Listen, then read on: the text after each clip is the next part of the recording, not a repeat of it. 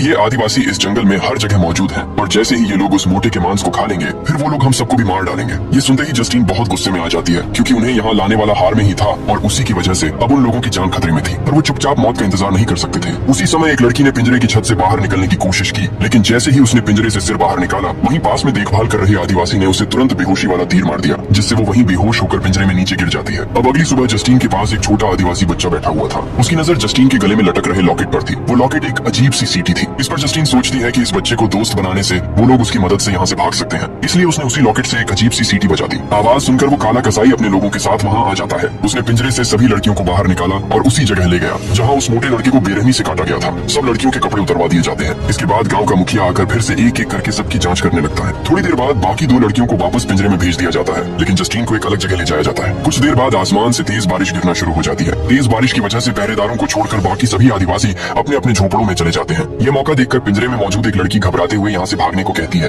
उसने फोन की रिंगटोन बजाकर आदिवासी का ध्यान भटका दिया, फिर तुरंत पिंजरे से बाहर निकलकर वहाँ से भाग जाती है। कॉलेज में भाग दौड़ के खेल में विनर रह चुकी थी, इसलिए फिसलन भरी जगह पर भी उसकी रफ्तार कम नहीं हुई। कुछ दूर भागने के बाद उसे नदी के किनारे एक लकड़ी की नाव दिखाई देती है। वो तुरंत नाव में बैठती है और वहाँ से भाग निकलती है। बारिश बंद होने के बाद आदिवासी जस्टिन को पकड़कर वापस पिंजरे में ले आते हैं। हैरानी की बात ये थी कि जस्टिन के साथ उन्होंने कुछ नहीं किया था, लेकिन उसके चेहरे और शरीर पर अजीब सा लाल सफेद रंग लगा दिया गया था। उसके साथ ही बिल्कुल भी समझ नहीं पा रहे थे कि आखिर ये क्या किया गया है। यहाँ तक कि हार में भी पूरी तरह से कंफ्यूज था। तभी वहीं मौजूद एक आदिवासी लड़की दिखाई देती है जिसके दोनों पैर मजबूती से बंधे हुए थे। उसे देखते ही सबको बात समझ आ जाती है। दरअसल आदिवासी जल्दी ही जस्टिन के साथ शादी करने वाले थे।